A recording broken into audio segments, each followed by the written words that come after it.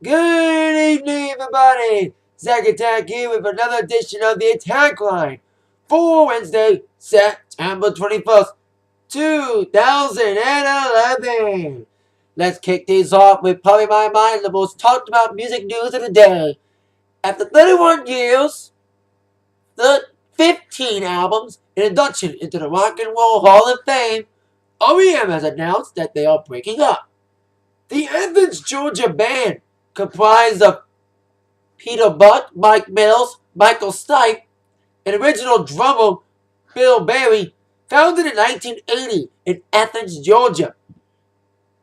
The band, of course, released classic albums from the 1983 album Momo, which became a huge success, a little bit of a success. Then they got college radio success for the first couple albums, including Momo,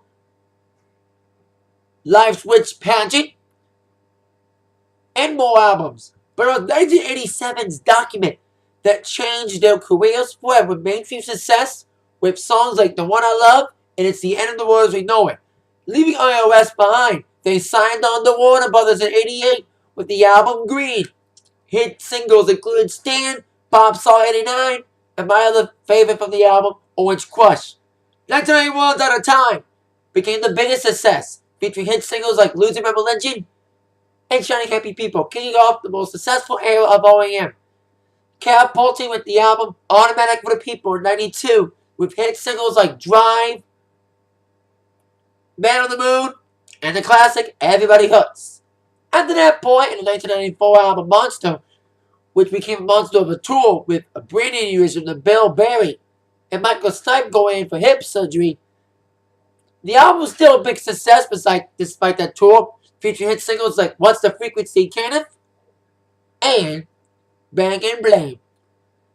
The albums haven't done too well since. Albums like The Adventures of High and Fi, Up, We Veil, and Around the Sun didn't do too well. The last two albums to celebrate in 2011's Recover to Now became big critical successes, the biggest of their career. When they revealed their breaking up, they revealed a statement saying to our fans and friends, as R.E.M. and his lifelong friends and co-conspirators, we have decided to call it a day as a band. We will walk away with a great sense of gratitude, of finality, and of astonishment at all we have accomplished. To anyone who has felt touched by our music, our deepest thanks for listening. Band was more specific later on as they revealed that during the making of the last album and another greatest hits album, they were like asking themselves, what's next? They've done basically everything in the last 31 years. Released 50 albums, have a lot of great success with hits around the world, won numerous Grammys, Video Music Awards, etc., etc., inducted to the Rock and Roll Hall of Fame. What is next for them? Mills said during our last tour making this album, we kept asking ourselves, what's next? Working through our music and memories for over 3 decades was a hell of a journey. We realized those songs seemed to draw a natural line under the last 31 years of our working together. Michael Stipe said it was just a matter-of-fact way of saying it was time to walk away. It wasn't an easy decision. They would say that all the members of the band, including Bill Berry, may be breaking up, but they'll walk away as great friends. We wish R.E.M. the best in their future endeavors, and hope one day they shall reunite in the next couple years. Everyone knows that. Good band breaks up, maybe 5-10 years down the road, they will reunite. Like Guns N' Roses, for instance. They broke up in 1996, and they reunited in 2002. It's been off and on with lineup changes and the final release of Chinese Democracy.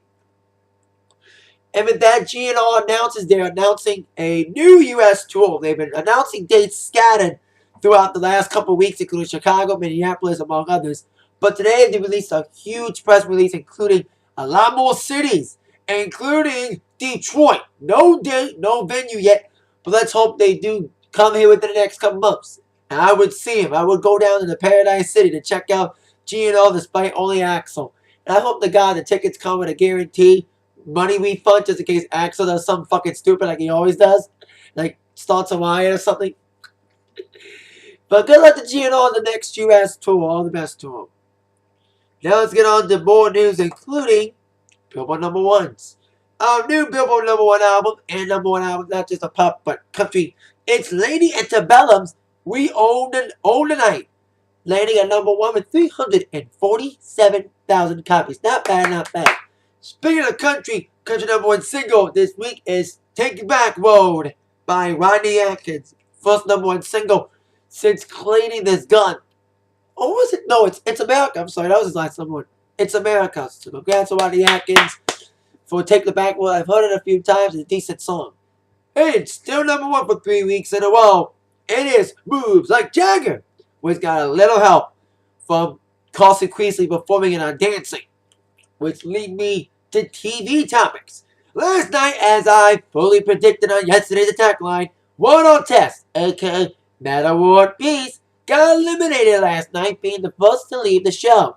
Is that kind of ironic that One on Test was the first to dance this season on the opening episode, and it was the first to leave as well? To anyone who's going to be entering next season and will be going, whoever's going to go first next season, or the season premiere next season, good luck not getting eliminated the first week like One on Test did. So there you go with that. We'll see what goes down next week on Dancing. Now, Glee review. I thought Glee was fan-fucking-tastic. Back, baby. The humor was back. Not a lot of love triangle drama. They didn't focus on that. A lot of stuff involving Rachel and Kurt kind of double teaming about Jordan College and did a great rendition of Ding Dong the Witch is Dead. But they went to this New York thing to try to audition for this New York school. They were applied. They were like suggested to by Miss Pillsbury. And the group comprised of people from the Glee project that no one watched on Oxygen. Impressed with the performance of Anything Goes from the musical of the same name. I thought the girl in the hat, Lindsay, whatever her name was, I thought she was fantastic. I hope to God they keep her on as a permanent girl on the show. She sounded fantastic. As we all expected, Blaine switched schools. He is now a member of New Directions. His rendition of It's Not Unusual was very good. And now the only tension on the show is involving Will and Sue. That's what it should be. Now about the love triangles. I thought they did some great stuff last night. Little mixed on what they're doing with Quinn having her leave New Directions and go on her own little emo guilt trip. But it makes sense because, you know, she had a huge falling out last year with her losing the prom queen and her breaking up with Finn and being Lucy Gabusi, or past coming out to haunt her later on. So it's kind of a hard season to swallow for Quinn after being pregnant all of first season. And what's going to make these things more interesting is that Shelby, aka Adrina Menzel, kind of ironic because she's from Wicked, because he did Ding Dong Which is Dead this week, will be guest starring next week. And of course she is the adoptive mother of Quinn's baby. So we'll see what happens next week on Glee. But first episode out the gate, I thought Glee did very well. They're back to being somewhat funny again. I thought that it was back to doing Broadway songs and not getting the new songs. And it took 20 minutes for a song to come. Good, focusing on the stories and characters. Keep it up, Glee. Keep it up. And although they did have a great first episode, the ratings did not tell. Only 8 million viewed the Glee season premiere, down 35%. And what made matters worse, the new show that premiered right after Glee, New Girl, beat them with 10 million. Wow, getting a Glee lead-in does help. Getting a great lead-in does help. Ain't that right? 2 broke girls and 2.5 men.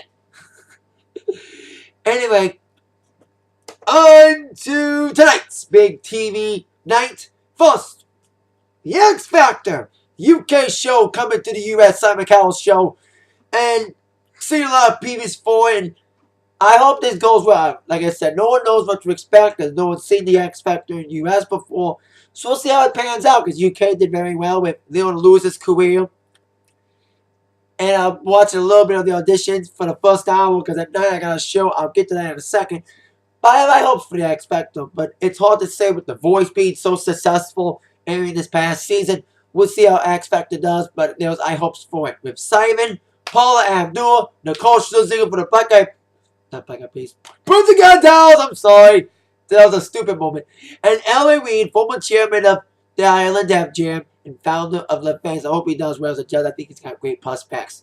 That's my preview X Factor tonight at 8 on Fox. Now it's time for the show I've been anxiously waiting for, besides Glee. Tonight's the night we've all been waiting for.